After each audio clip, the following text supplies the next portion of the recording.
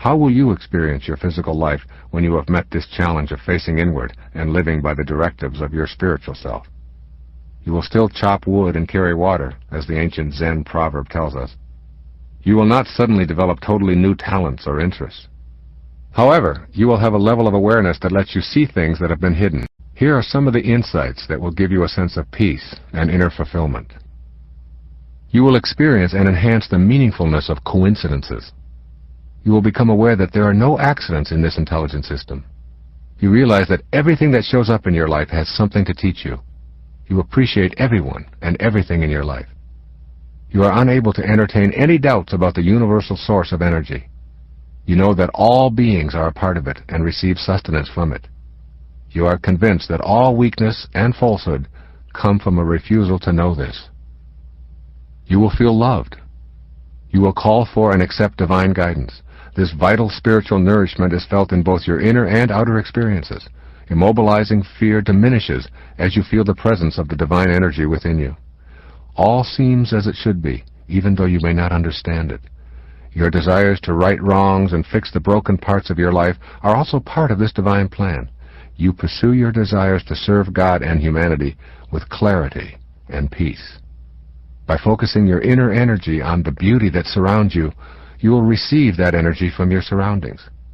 With practice, this kind of receptiveness will become a source of strength and sustenance in your daily life. You will sense that anything that is destructive to one human is destructive to all. This higher awareness will lead you to the conclusion that Mahatma Gandhi came to, that God has no religion. That awareness will give you a loving energy that will help to bring all of us together. You will make a new agreement with reality. When your soul becomes the guiding force in your life, you will break the ordinary agreement with reality intellectually and physically. Your level of awareness will shift so dramatically that you will no longer feel bound by the agreement that defines reality for most others. You will experience surrender and acceptance. You will finally stop fighting and simply let go. You will accept that God knows what she is doing. This surrendering process will make you more effective in your sacred quest. You will become a waking dreamer. Everything that you are capable of achieving while dreaming will be possible while awake. The power of your mind to manifest what previously could only occur in sleeping dreams will begin to be your awakened reality. Some people take a lifetime to learn how to become a waking dreamer, to literally be in a dream state while awake. With your heightened awareness and the guidance of your higher self, you will become one of those waking dreamers. You will know the power and ecstasy of silence. As Herman Melville wrote, "Silence is the only voice of our God. All profound things and emotions of things are preceded and attended by silence." You will know that there is a spiritual solution to every problem. Problems such as addictions to drugs, foods, and alcohol have solutions in your higher self. By going within, you will see your excessive desires for something outside of yourself as an inadequate refuge for worldly pain. When you begin to achieve the highest levels of pleasure and euphoria by facing inward, the desire and the need for externals will simply disappear. Every problem, be it with relationships, finances, health, or self-image, has a solution in the sacred self. When you are peaceful, experience silence, meditate, and listen, really listen to God, you will be directed away from the worldly and toward the divinity that is within you. You will know what you need to do. You will shift from acquiring to sharing. You will desire less and yet feel more fulfilled. You will shift your attention away from yourself and take pleasure in serving others. You will live authentically. You will accept yourself, knowing that whatever behaviors you exhibited in the past, even the ones that may have been destructive and immoral, were a part of who you were at the time, and they had great lessons built into them for you to transcend. You will be able to say with conviction, "I am what I am." While some of the people who are close to you may find this difficult to accept, you will no longer be able to compromise yourself. You will be less judgmental and more forgiving. You will begin seeing that judging others does not define them, it defines you. Consequently, you will be less inclined to judge anyone or anything. You will also begin to forgive yourself. You will see mistakes as lessons for you to transcend. This will free you from the tyranny of self-recrimination. You have made the decision to be free. The ancient Zen proverb says, "When the student is ready, the teacher will appear." Let's examine the 4 key words in this Zen proverb. Student. Be a student. Stay open and willing to learn from everyone and anyone. Every single person you encounter in your lifetime has something to teach you. The ability to create real magic involves, first of all, being a student of life. Ready. This translates to being a willing student. As a student who is ready, you are eager for what it is that everyone and everything has to offer you. Teacher. The teacher is everywhere.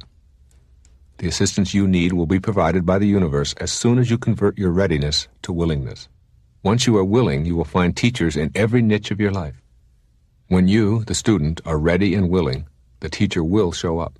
You simply have to look around, open your new eyes, and silently ask yourself, who is my teacher? Appear. The teacher is making an appearance in everything and everyone you encounter. Today, as you are getting your life on purpose and gaining the ability to make miracles show up in your life, you will recognize the teacher. Once you feel yourself open enough to experience your own purpose for being here, and you have opened yourself up to receiving divine assistance by being a willing student, you will be ready to believe in your own capacity for becoming your very own miracle worker. When I talk about the world of real magic and miracles, I'm not referring to turning rocks into gold or raising the dead or commanding the seas to part. I'm discussing whatever you have considered beyond your ability to create for yourself because of limitations you believe you have. I want you to cultivate the foundation for creating real magic in any area that you would like. You must begin by examining your life focus and beliefs before attempting to implement any real magic strategies. I have identified 7 beliefs that can help you tap the power of real magic. Number 1, there's an invisible but knowable life force within you. Try cultivating an awareness of the invisible life force that suffuses all form in the universe, including your own physical body. This is the same universal intelligence that directs a rose to be a rose, the planets to align and move through space, and you to be you. It is in fact what allows you to perceive and experience your physical body and this physical world in which you find yourself temporarily housed. Number 2, your thoughts are something that you control and they originate with you. Thought is our way of processing and recording our human experience. Your thoughts create your experience of your health, wealth, and every detail of your world. As a step toward the awakened life of real magic, you must consider how your thoughts have contributed to a non-miraculous, limiting approach to life. Then you will know that you can also produce the opposite. Number 3, there are no limits. All of the things that you have become convinced are limits are products of the way in which you have learned to think. You probably were taught that logic and scientific verification dictate what is possible and what is not. But people who believe only what they can see or prove scientifically are limited by the current level of sophistication of our measuring devices. Be a person who accepts no limits in your mind. None.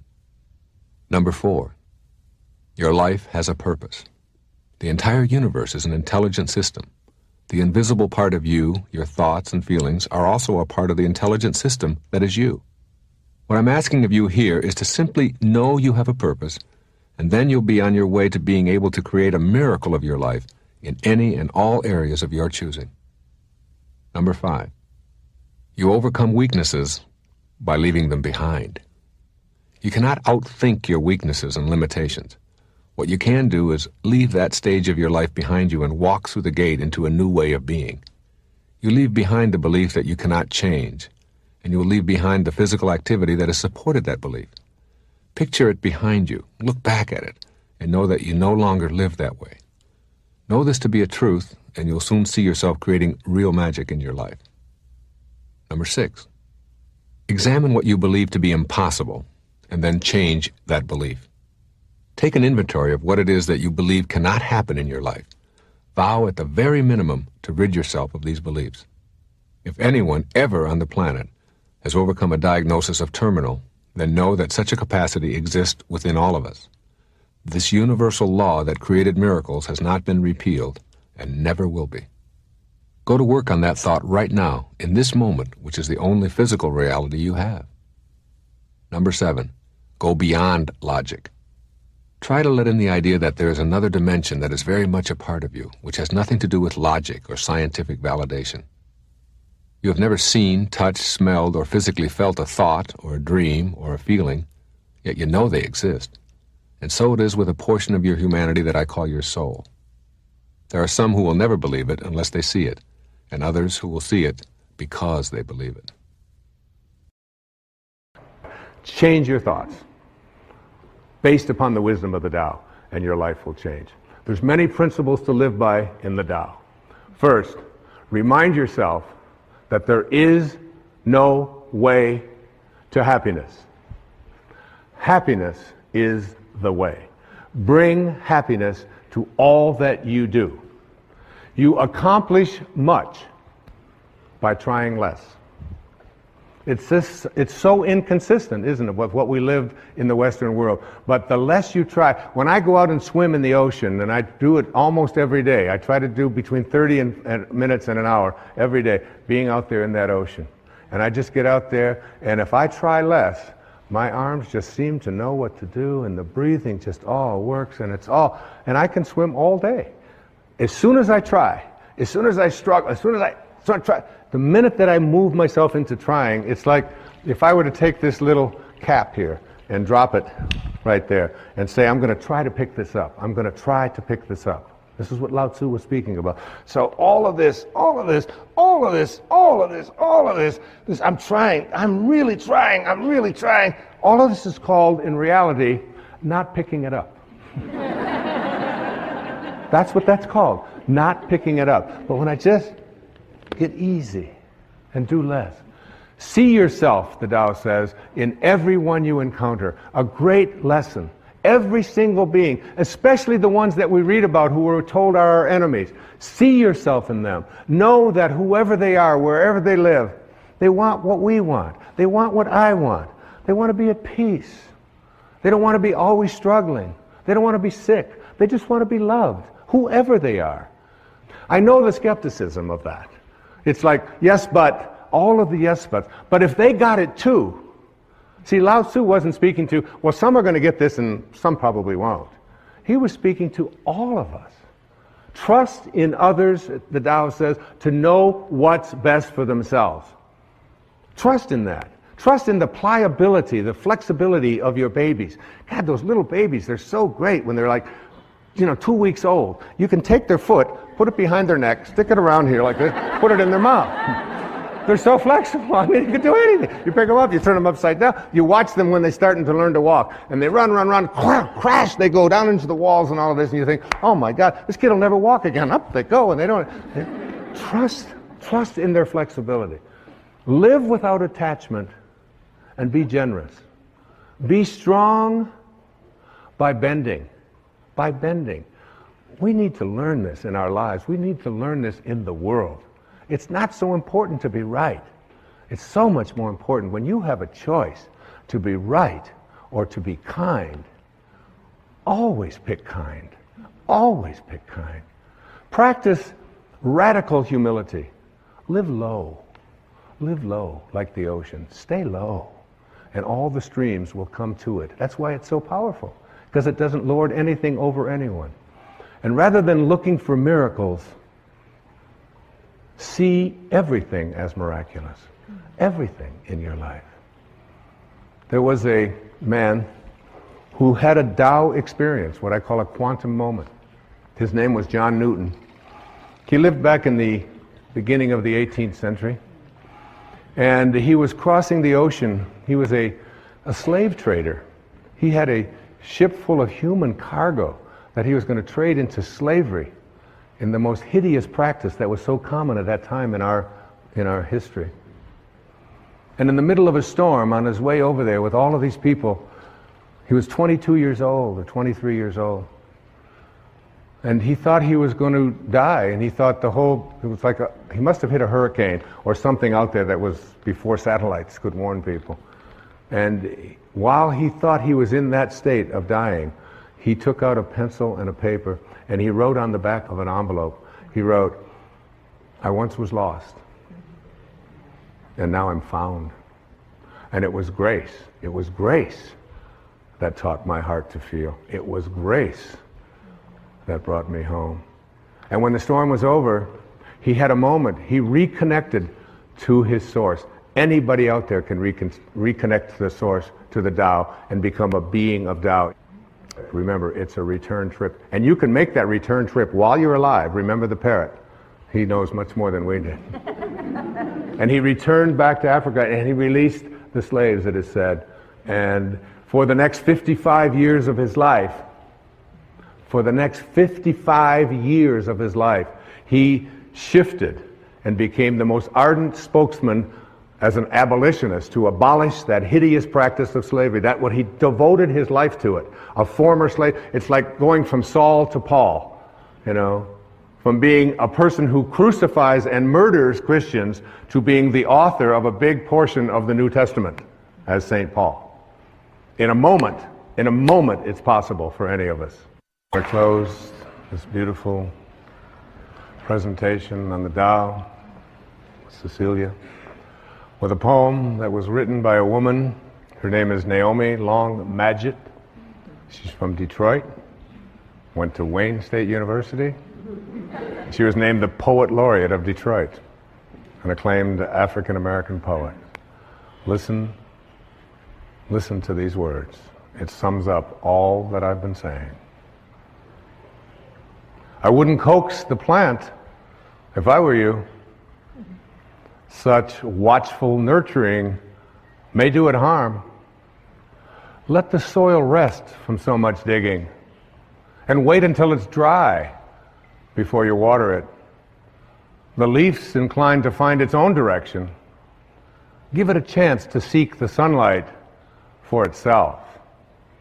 Much growth is stunted by too careful prodding, too eager tenderness. The things we love, we have to learn to leave alone. Thank you. These healthy people are, number one, probably most significantly, they are independent of the good opinion of other people. They do not do what they do based upon how other people are going to react to them. Now remember, as we looked at the ego, and what it says is one of the components of the ego is I am what other people think of me. I am my reputation. And how many of us are raised and are raising our children, are seeing our children being raised in a world in which peer group approval, you hear it all the time. Peer group approval. I do it because there's so much peer pressure on me. You know, I have to fit in. Self-actualizing people have no sense of that in their life. It's just not anything that they even consider. And it's not just in those ways. They don't even notice appearances. They don't notice, one of the other qualities of these self-actualizing people is that they see the unfolding of God in everything and everyone that they encounter. Just like they see past appearances, but they don't just say it. This isn't just a talking game. This is something that they absolutely feel. It's like these are people who see the unfolding of God in everything and everyone they encounter.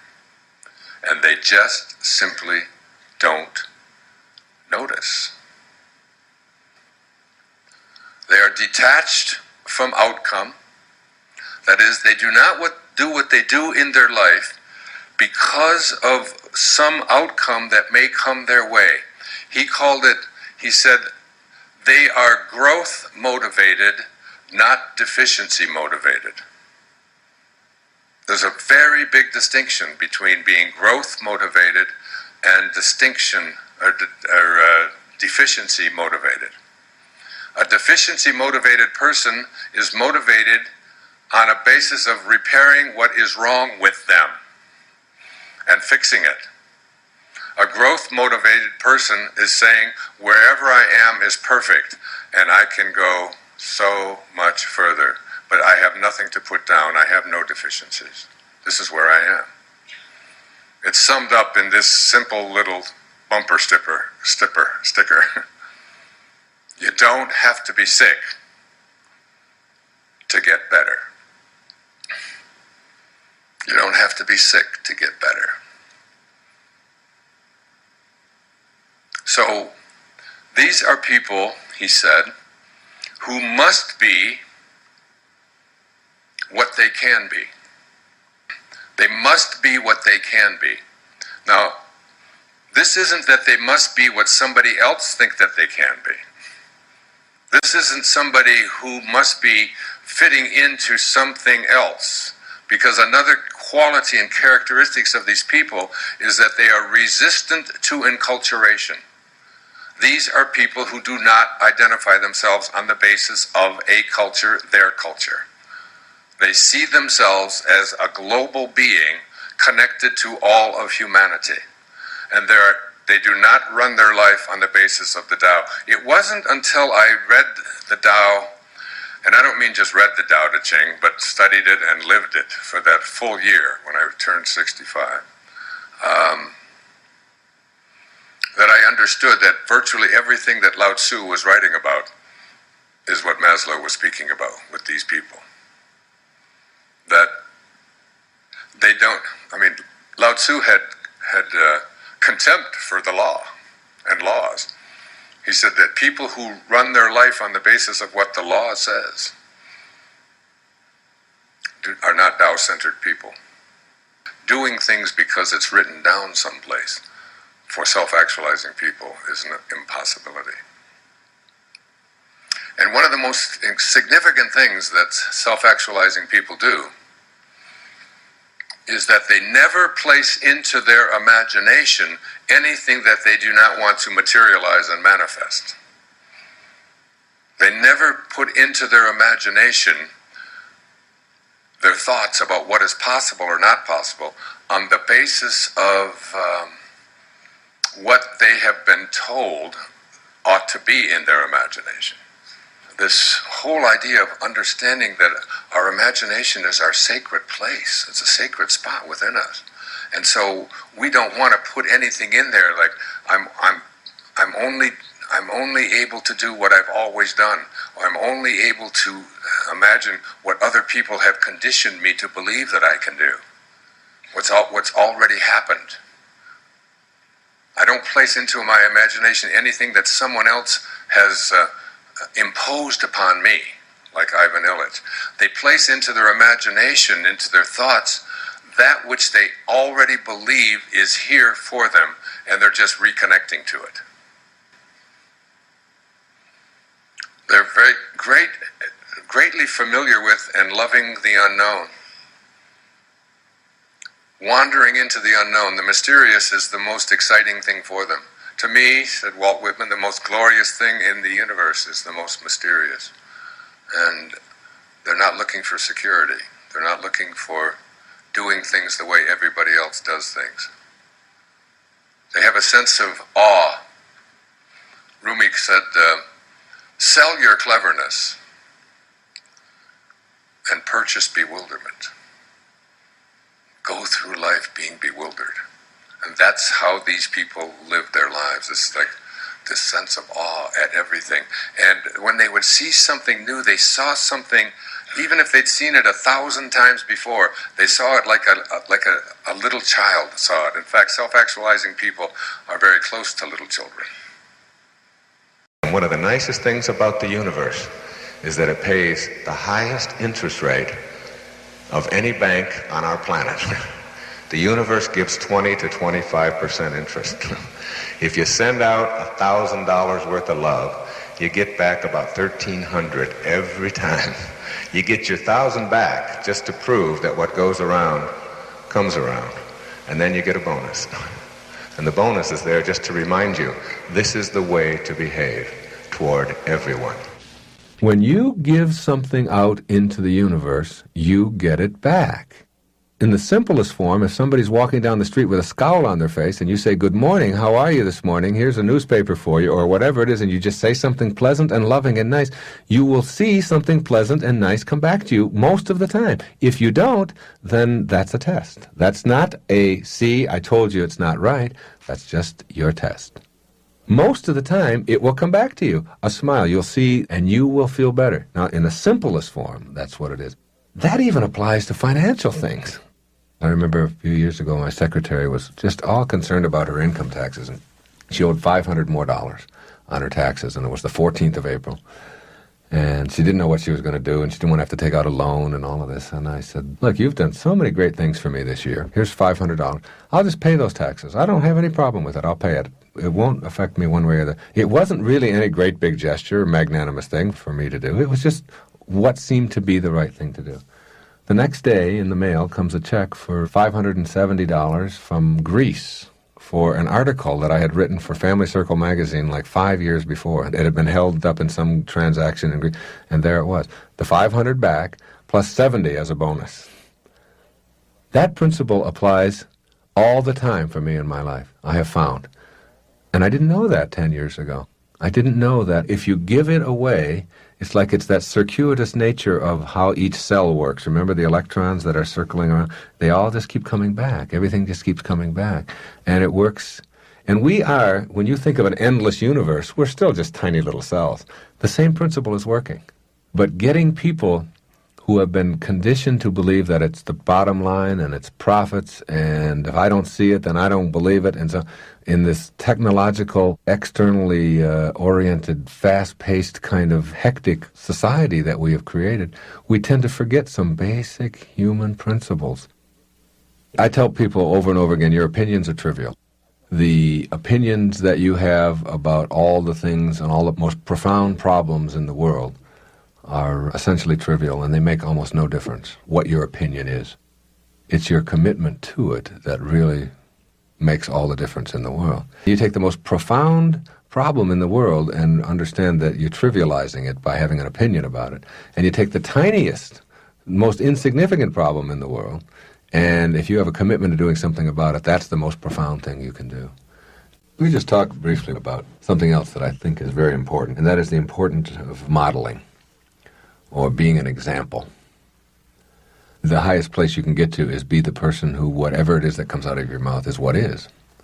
And that's the purest form of sanity there is. That's the highest place you can get to, where whatever you say is what you follow through on. And that precludes maybe exaggerating for making a point or something like that. When you let something come out of your mouth, or when you behave in a certain way, that it is consistent always with the beliefs that you have. You're going to exaggerate something that doesn't need to be exaggerated. And you stop yourself. This is the place I'm at now in my life, where I'm trying to do this more and more, working at this, where I might have just exaggerated by a number or something. 2 million books were sold last week instead of 150,000 or whatever it is. And stop yourself. Like the need to distort your reality. Where does that come from? Why do you need to do that? No one cares. It doesn't make any difference. So that when you're doing that, usually if you're lying in any way, you know when you're doing it that it's a distortion. And after a while, if you distort enough, it becomes a habit. And correcting that habit and really going to work on that, whether you call it integrity or whether you call it the ability to live by example, and being a model, like with your children, it's so important to live what it is that you say rather than to be something different for them or try to pretend that you're something different than you are. I don't just get up in front of an audience, or I don't just sit down and write about something that's nice for you, but I don't have to do that. I am it.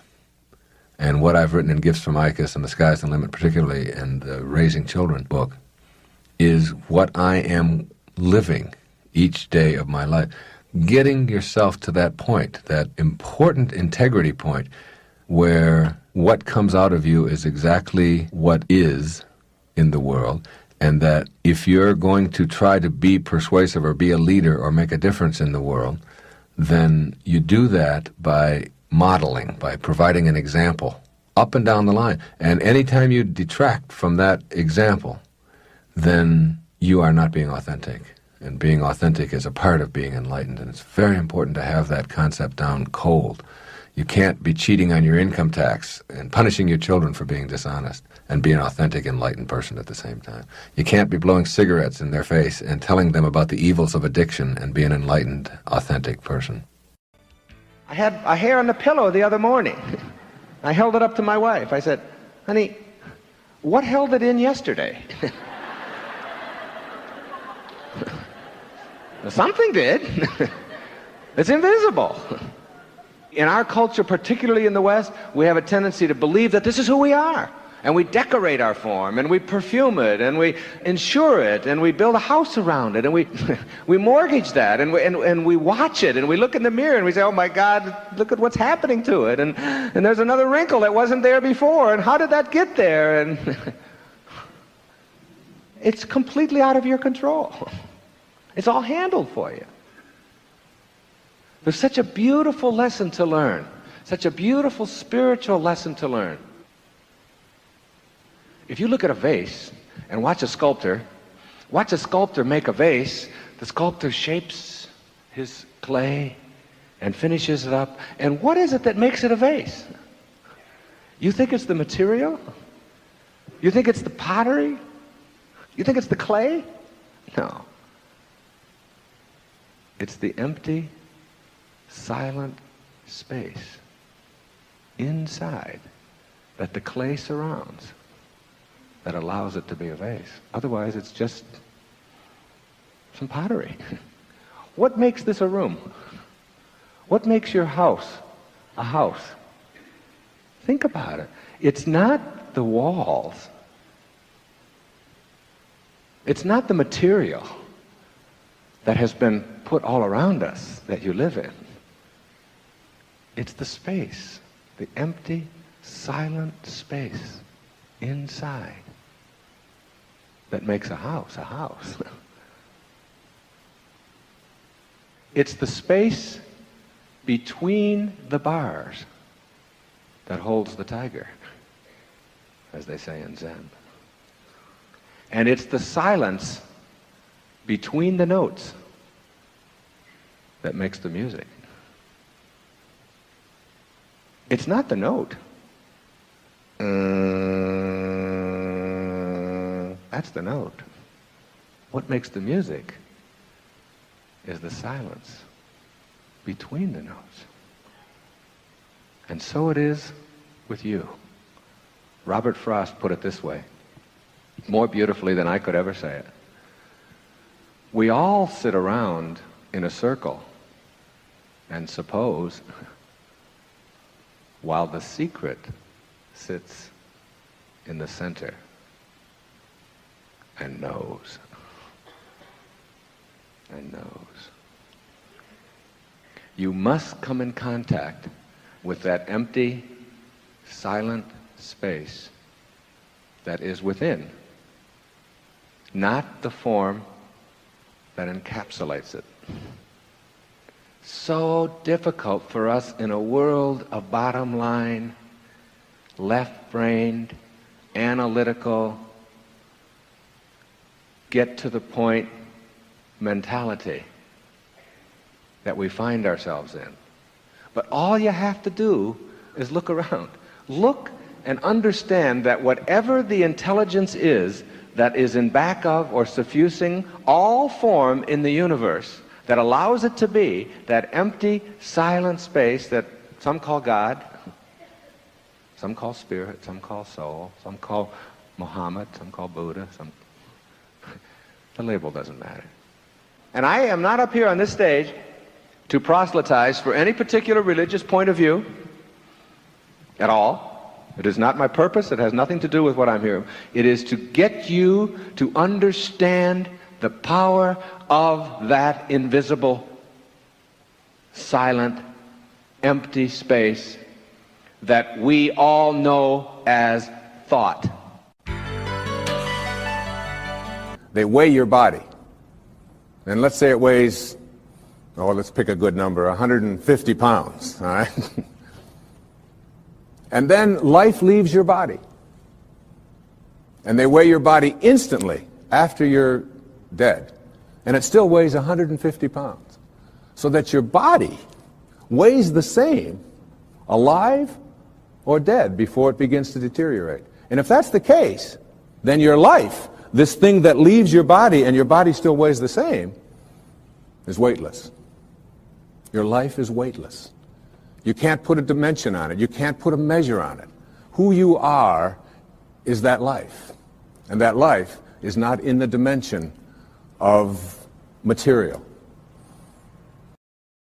Most college majors, when you study, there's a very high percentage of people who major in something in college end up doing something completely different. I'm one of them. It's really about allowing. That's how Abraham puts it. It's just about allowing. It's just having a knowing.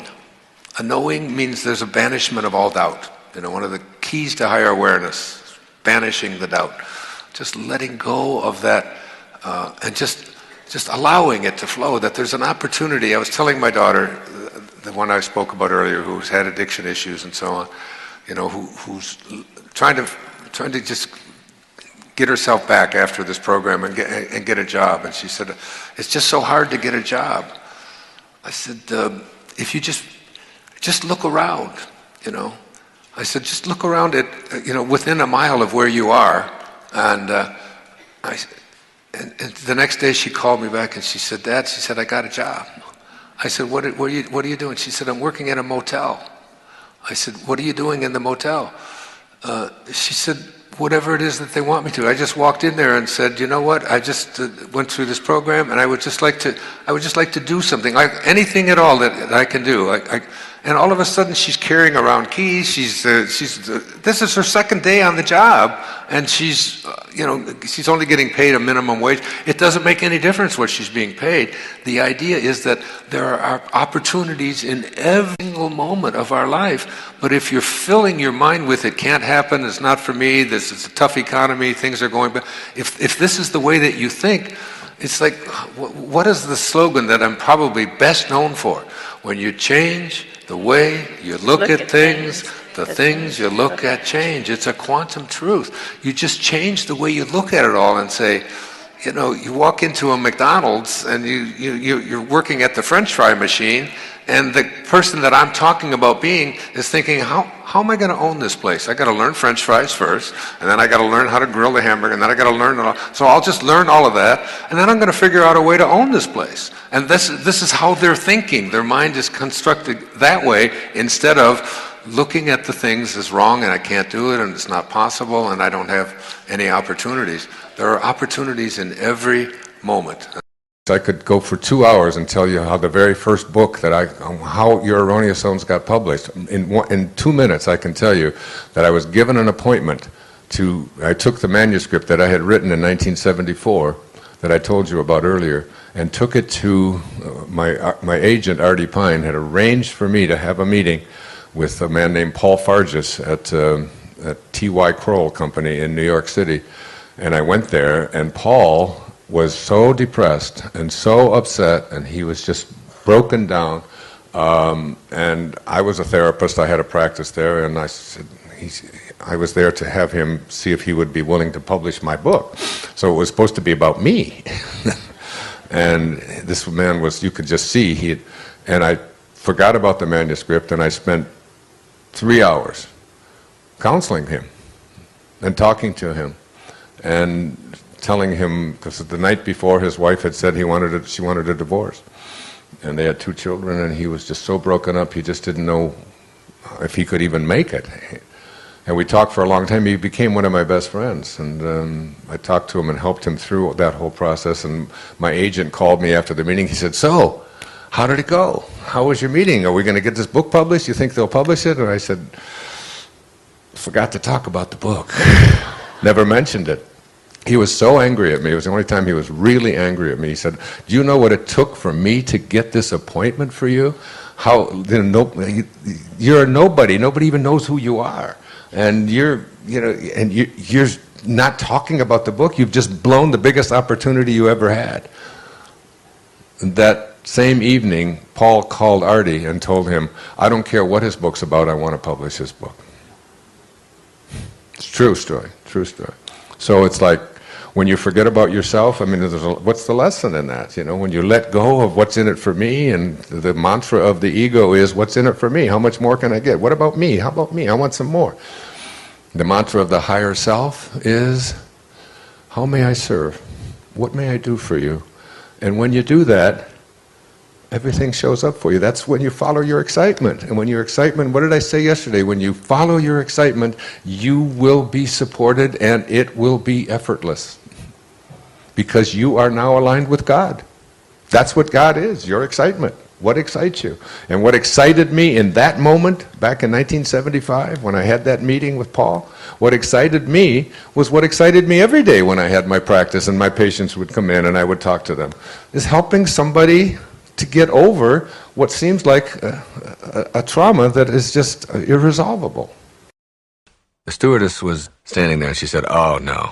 Oh, no." She knew who I was. I had been talking to her. She said, this is what I dread. I said, "What's the matter?" She said, "There's 176 people on this plane. Every one of them is going to say something nasty to me when they get off the plane. They're going to blame me, they're going to blame the airline, and they're going to..." I said, "But you don't have to let that in." She said, "What are you talking about?" I said, "Well, you've got 2 packages, 2 suits that are protecting you from anybody coming to you with that disharmony." She said, "What do you mean?" I said, "Well, you got your uniform." I said, "That's one package, and that's over the other package, which is your body, and then both of those are protecting or covering who you really are, which is how you choose to process all of this and how you choose to think and who you really are."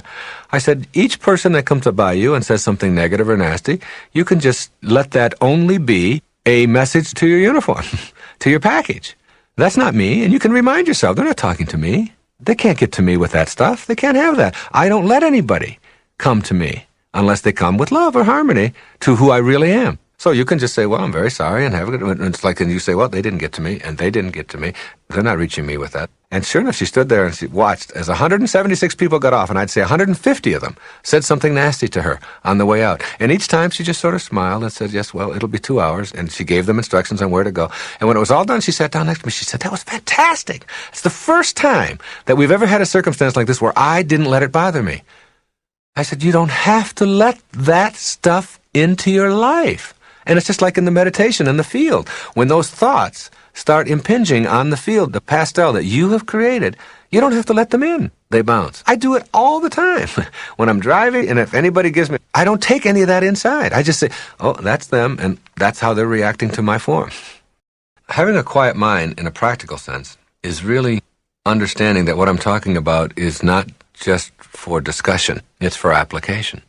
If you're the kind of person who has your mind filled with 10 different things that you have to do, and that is producing anxiety, stress, ulcers, colds, backaches, headaches, cramps, runny noses, all of the kinds of physical reactions and manifestations of that kind of thinking, then you have to look at how can you just get a blank mind, or how can you get a quiet mind? How can you just understand that, supposing you're thinking about, you got to get to work, you've got this report you got to get out, you got to get your taxes done, you got to stop and get some diapers on the way home. Now the kids need to have bananas, and they've got dance lessons I've got to get them to. An endless catalog of activities. By using your mind to do that, and to occupy it all the time, none of that is going to get done. See, all of that is going to get done. Regardless, if you're the kind of person who does those things, it's going to get done. The question is, how do you use your present moments? See, anytime you use up your present moment, or any time that you are thinking anxious thoughts, you're denying the present. You're using up the present moment. Instead of using it up in a productive, peaceful, serene, calm way, you are somehow believing that you can't get through this day or this moment any other way. That if I don't think about it and worry about it and be anxious about it. But the fact is, it's going to get done. Your taxes are going to get done. You're not going to jail. You're not the kind of person who's going to opt to just simply not do your taxes. You're going to get the diapers. You're going to get the report done. All of that you're going to get done. Otherwise, you wouldn't be in the position that you're in. You would be doing something else, all right? So if you know that it's going to get done, the question is, what's the most efficient and effective and peaceful way to get things done? I use the analogy often of when you're in a hurry, like when your body is in a hurry. That's when you're least effective. And that's when you always drop something. You'll drop the keys, and then you'll start sweating. And then when you start sweating, you find yourself getting more upset. You'll forget something. And you'll walk out the door, and you'll slam the door, and you left the key on the inside. Now you don't have a key. I've talked about when you take a shower.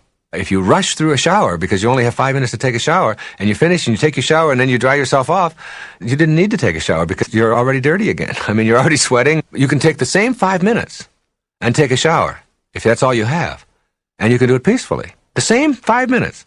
You can push all of the other stuff out, and you can just relax. And if you've got 3 minutes, instead of rushing through it, you can just let the water pour. You can experience the water. You can wash your body. You can dry it all off. And when you finish, you're not sweating.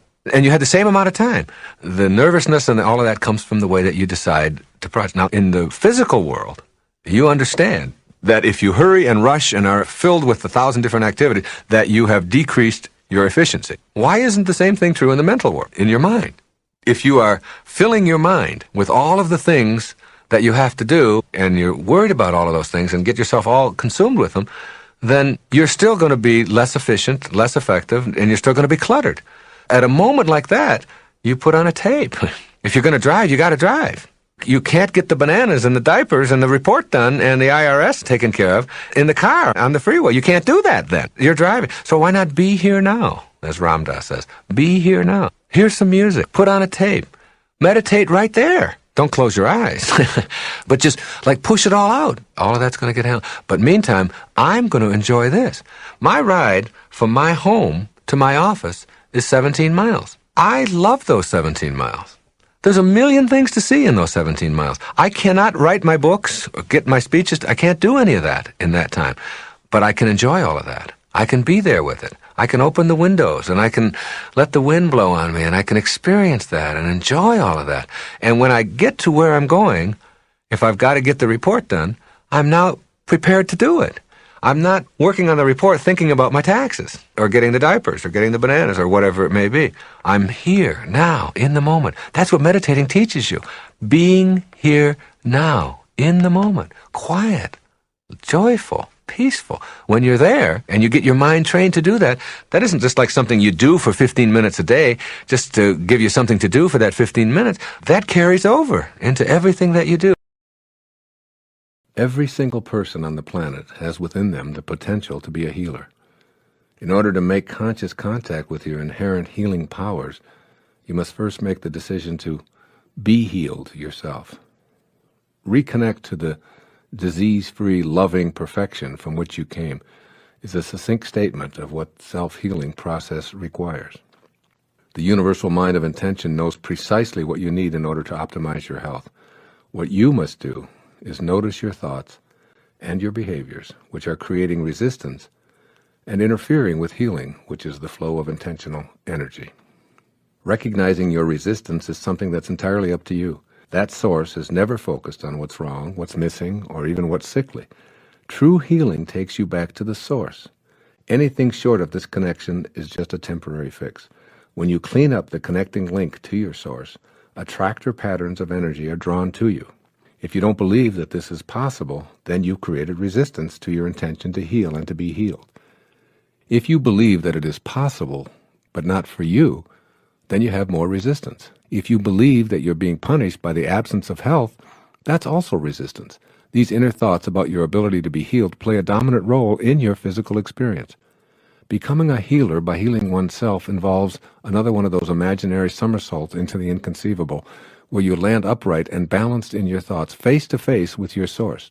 You realize, perhaps for the first time, that you and your source are one when you let go of the ego mind, which has convinced you that you're separate from the power of intention. From thoughts of sickness to intentions of wellness. The decision to create is the decision to intend.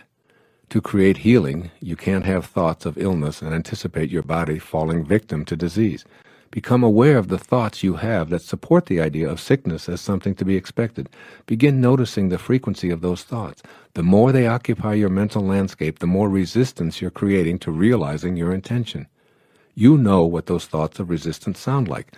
I can't do anything about this arthritis. It's the flu season. I feel okay now, but by the weekend it'll be in my chest and I'll have a fever. We live in a carcinogenic world. Everything is either fattening or filled with chemicals. I feel so tired all of the time. On and on and on these thoughts of resistance go. They're like huge barricades blocking the realization of your intentions. Notice the thoughts that represent a decision on your part to buy into the illness mentality of the huge profit-making drug companies and a healthcare industry that thrives on your fears. But you're the divine, remember? You're a piece of the universal mind of intention, and you don't have to think in these ways. You can opt to think that you have the ability to raise your energy level, even if all of the advertising around you points to a different conclusion. You can go within and hold an intention that says, I want to feel good. I intend to feel good. I intend to return to my source, and I refuse to allow any other thoughts of disorder or disease in. This is the beginning. You'll feel empowered by this unique experience. Then in any given moment of not feeling well, choose thoughts of healing and feeling good. In that instant, feeling good takes over, if only for a few seconds. Illness is not a punishment. You don't have a need for healing because you were bad or ignorant or as retribution for past life offenses. You've taken on whatever you're experiencing for whatever lessons you need to learn on this journey, which is being orchestrated by the all-providing intelligence that we're calling intention. In an eternal universe, you must view yourself and all others in infinite terms. Infinite terms means that you have an infinite number of opportunities to show up in a material body to co-create anything. As you view the sickness of the mind and body that permeates your own life as well as the rest of humanity, try viewing it as part of the infinite nature of our world. If starvation, pestilence, or disease are a part of the perfection of the universe, then so is your intention to end these things a part of that same perfection. Now decide to stay with that intention, first in your own life, then in the lives of others. Your intention will match up with the intention of the universe, which knows nothing of egos and separation, and all thoughts of illness as punishment and karmic paybacks will cease to exist. You can't heal anyone until you allow yourself to be healed. Connect to a loving, kind, receptive to healing energy, which is the field that intended you here. Be willing to accept the fact that you're a part of the healing energy of all of life.